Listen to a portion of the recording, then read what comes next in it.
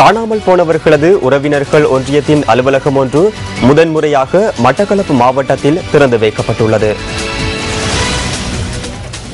மட்டக்களப்பு மாவட்ட செயலகத்தின் அனுமதியுடன் தாமரைக்கேணி வீதியில் இந்த அலுவலகம் திறந்து வைக்கப்பட்டுள்ளது. மட்டக்களப்பு அம்பாறை மறை மாவட்டங்களின் ஆயர் கலாநிதி பொன்னையா ஜோசப் ஆண்டகை, ஜெயந்திபுர விகாராதிபதி கடேகிரிகம தம்மஸ்ரீ தேரர் ஆகியோரும் இந்த அலுவலக திறப்பு நிகழ்வில் கலந்து கொண்டு ஆசி வழங்கினர். இந்த அலுவலகம் திறக்கப்பட்ட முதல் நாள் அன்றே காணாமற் போனவர்கள் தொடர்பிலான பெருமளவிலான முறைப்பாடுகள் அவர்களது உறவினர்களினால் கையளிக்கப்பட்டதாக எமது செய்தியாளர் தெரிவித்தார். காணாமற் போன மற்றும் உயிரிழந்தவர்களின் உறவினர்களுக்கான தொழில் வாய்ப்புகள் உட்பட பிற உதவிகளும் இந்த அலுவலகத்தின் ஊடாக பெற்றுக் கொடுப்பதற்குரிய நடவடிக்கைகள் மேற்கொள்ளப்பட உள்ளன. காணாமற் போன உறவுகளின் ஒன்றிய தேசிய அமைப்பாளர் ஆனந்த ஜெயபால மற்றும் இந்த அமைப்பின் வவுனியா, திருகோணமலை மாவட்ட பிரதிநிதிகளும் இந்த நிகழ்வில் பங்கேற்றிருந்தனர்.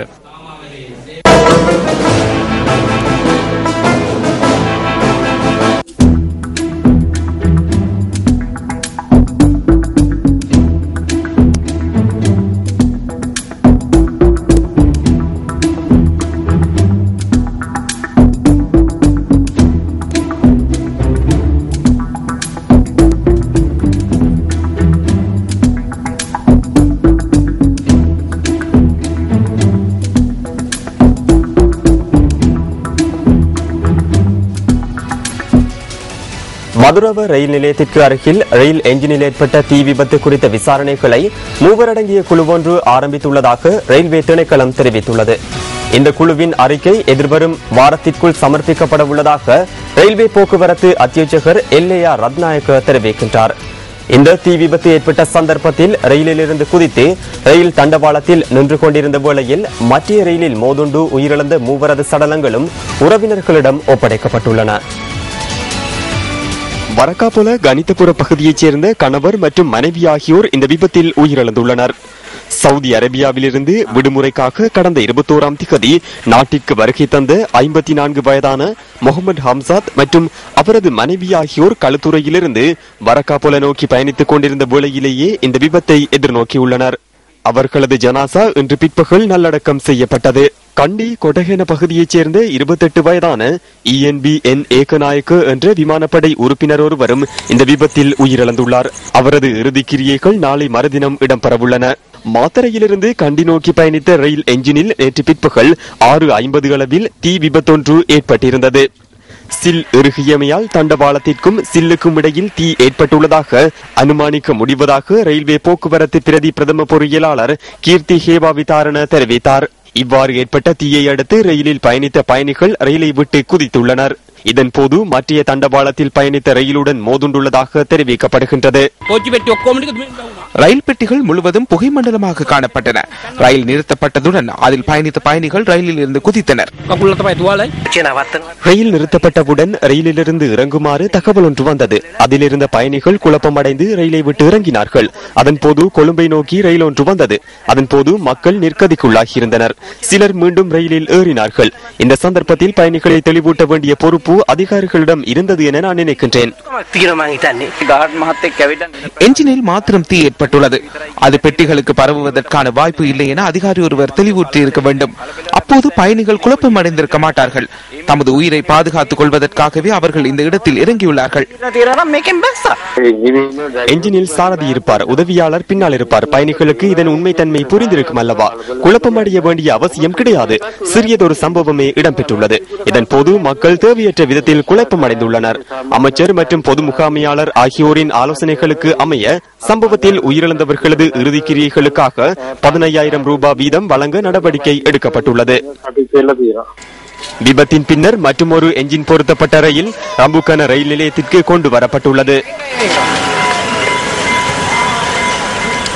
விளம்பரங்களின் பின்னர் நியூஸ் ஃபர்ஸ்டின் பிரதான செய்திகள் தொடரும்.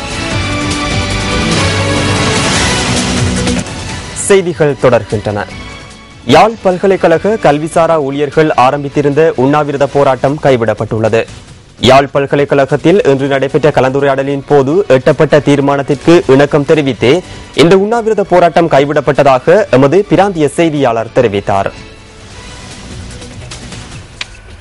நிரந்தர ஊழியர் தரம் 3க்கான ஆட்சேர்ப்பின் போது உரிய தகமைகளை கொண்டிருந்த போதிலும் பல்கலைக்கழக நிர்வாகம் தம்மை இடைநிறுத்திவிட்டு புதிய ஊழியர்களை உள்வாங்கியுள்ளதாக கூறியே இவர்கள் உண்ணாவிரத போராட்டத்தை நேற்றைய தினம் ஆரம்பித்திருந்தனர்.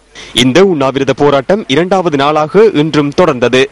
இந்த நிலையில் யாழ் பல்கலைக்கழகத்தில் இன்று மாலை பேரவை கூட்டம் இடம்பெற்றது.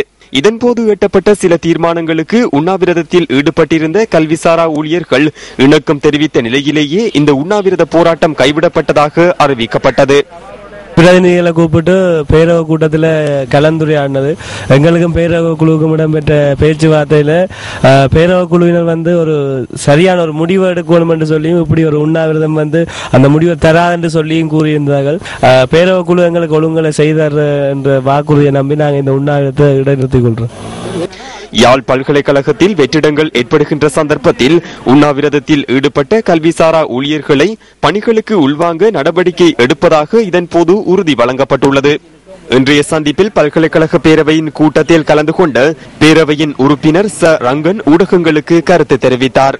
17 பெயர்களையும் ஏற்கனவே உயர்கல்வி அமைச்சிடம் அந்த கோரிக்கையை பல்கலைக்கழக நிர்வாகம் விடுத்திருக்குது. அவர்களை மீள நியமனம் செய்யறதுக்கு அனுமதி கோரி அதை நாங்கள் மீண்டும் வலியுறுத்துவதென்றும் உயர்கல்வி அமைச்சிடமிருந்து இவர்களை மீள நியமனம் செய்வதற்கு அவர்களுடைய ஒரு உத்தரவாதத்தை பெற்றுக் கொள்வதற்கு எங்களாலான சகல நடவடிக்கைகளை மேற்கொண்டு அவர்கள் மீளவும் உள்வாங்கப்படுவதற்கான ஏற்பாடுகளை செய்கிறேன் நாங்கள் முடிவெடுத்திருக்கிறோம். வவுனியா மாவட்ட தனியார் பஸ் உரிமையாளர் சங்கத்தின் சில பஸ்கள் பரந்தன் சந்தியில் இன்று காலை இடைமறிக்கப்பட்டதாக அந்த சங்கம் குற்றம் சாட்டியுள்ளது. வவுனியாவிலிருந்து புதுக்குடியிருப்பு நோக்கி வளமையான மார்க்கத்தில் பரந்தனூடாக பயணிகளுடன் சென்றிருந்த தமது பஸ்கள் பரந்தன் சந்தியில் இடைமறிக்கப்பட்டதுடன் பஸ்களிலிருந்து பயணிகளும் வெளியேற்றப்பட்டதாக வவுனியா மாவட்ட தனியார் பஸ் உரிமையாளர் சங்கத்தின் தலைவர் SCK ராஜேஸ்வரன் நியூஸ் ஃபர்ஸ்டுக்கு கூறினார். வவுனியா மாவட்ட தனியார் பேருந்து உரிமையாளர்கள் கம்பெனியின் கீழ் பதிவு செய்யப்பட்டு போக்குவரத்தில் ஈடுபடும் சில பஸ்கள் மார்க்க அனுமதியை மீறி வேறு மார்க்கங்களின் ஊடாக சேவையில் ஈடுபடுவதற்கு எதிர்ப்பு தெரிவித்து நேற்று ஆர்ப்பாட்டம் ஒன்று முன்னெடுக்கப்பட்டது. வட இலங்கை தனியார் பஸ் உரிமையாளர்கள் சங்க ஒன்றியத்தினால் பரந்தன் சந்தியில் இந்த ஆர்ப்பாட்டம் நடத்தப்பட்டது. இதேவேளை ஆர்ப்பாட்டத்தில் ஈடுபட்டவர்களுடன் கிளிநொச்சி மாவட்ட அரசு அதிபர் மற்றும் ஈழ மக்கள் ஜனநாயக கட்சியின் பாராளுமன்ற உறுப்பினர் சந்திரகுமார் ஆகியோர் சந்தித்து கலந்துரையாடல்களையும் நடத்தியிருந்தனர். எனினும் பேச்சுவார்த்தையில் எவ்வித இணக்கப்பாடும் எட்டப்படவில்லை என தெரிவிக்கப்படுகிறது.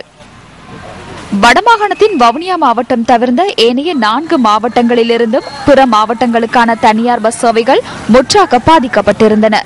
யாழ்ப்பாணம், மன்னார், முல்லைத்தீவு மற்றும் கிளிநொச்சி ஆகிய 4 மாவட்டங்களிலும் உள்ளூர் தனியார் பஸ் சேவைகள் எவ்வித பாதிப்புமின்றி நடைபெற்றதாக வட இலங்கை தனியார் பேருந்து உரிமையாளர்கள் சங்கங்களின் ஒன்றியத்தின் செயலாளர் குறிப்பிட்டார். இதேவேளை மீள்குடியேற்றப்பட்ட காலப்பகுதியில் மக்களுடைய போக்குவரத்து நடவடிக்கைகளை கருத்தில் கொண்டு வவுனியா மாவட்ட அரசு அதிபரால் வழங்கப்பட்ட மார்க்க அனுமதி பத்திரத்துக்கு அமையவே தாம் சேவையில் ஈடுபட்டு வருவதாக வவுனியா மாவட்ட தனியார் பஸ் உரிமையாளர் சங்கத்தின் தலைவர் SCK ராஜேஸ்வரன் நியூஸ் ஃபர்ஸ்டுக்கு தெரிவித்திருந்தார்.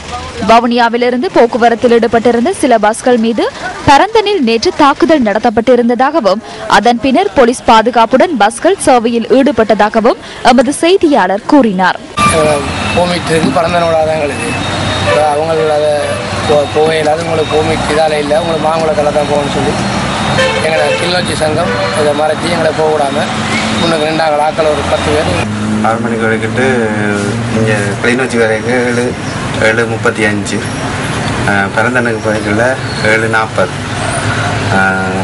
போனால அதில் அந்த சங்கத்தால் சொன்னான்னு சொல்லி எங்களுக்கு டைம் தர மாட்டோம்னு சொல்லி லட்சக்கணக்கில் கொடுத்த பெர்மிட்டால் அந்த பெர்மிட் எங்களுக்கு புத்தகத்தோட உரிமை எங்களுக்கு இந்த ரூட்டாலே இருக்குது பிறந்தனூட.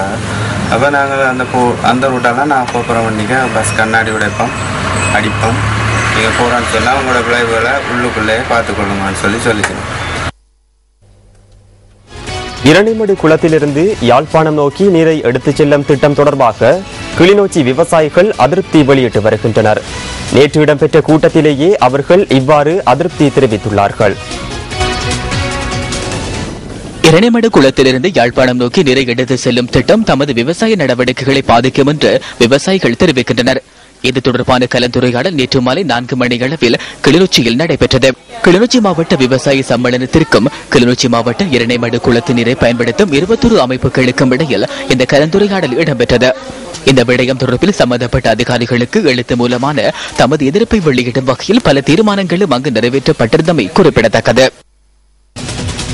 மாத்தளை ஒகுவெல பிரதேச செயலக பிரிவில் பசும்பால் உற்பத்தியினை அதிகரிப்பதற்கான நடவடிக்கைகள் ஆரம்பிக்கப்பட்டுள்ளன.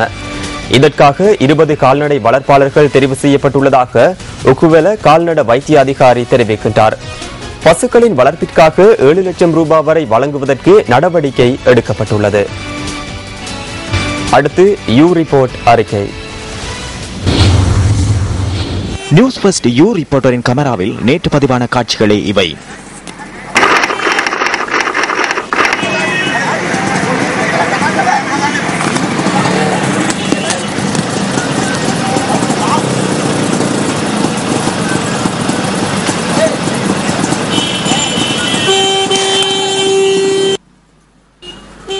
போக்குவரத்து போலீசார் குறித்த நபர்களை சோதனையிட சென்ற போதே இந்த சம்பவம் இடம்பெற்றுள்ளது.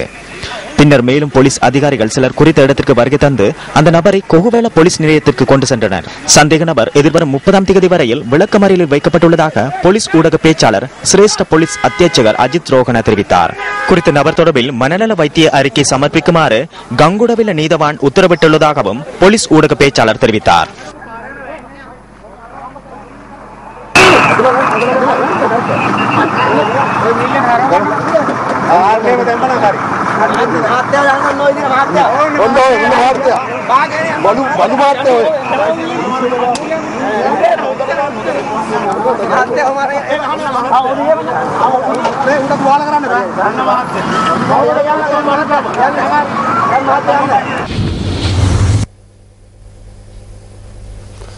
இனி விளையாட்டுச் செய்தி.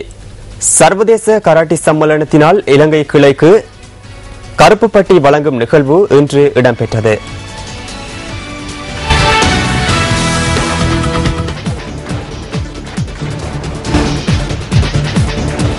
சர்வதேச கராத்தே சம்மேளனத்தின் இலங்கை கிளையினால் 3 வருடங்களுக்கு ஒரு தடவை நடத்தப்படும் கருப்பு பட்டி வழங்கும் நிகழ்வு நுவரெலியா நானோயா காந்தி மண்டபத்தில் நடைபெற்றது. 8 வீர வீராங்கனைகளுக்கு இதன் போது கருப்பு பட்டி வழங்கப்பட்டது. அவர்கள் நுவரெலியா மாவட்டத்தை பிரதிநிதித்துவப்படுத்துகிறவர்கள் என்பது குறிப்பிடத்தக்கது. இலங்கை பூடாகான் கராத்தே சம்மேளனத்தின் நுவரெலியா கிளையின் முன்னாள் தலைவர் SA கந்தசுவாமியின் தலைமையில் இந்த நிகழ்வு நடைபெற்றது. இந்த நிகழ்வை முன்னிட்டு கராத்தே கண்காட்சி ஒன்றும் நடத்தப்பட்டது.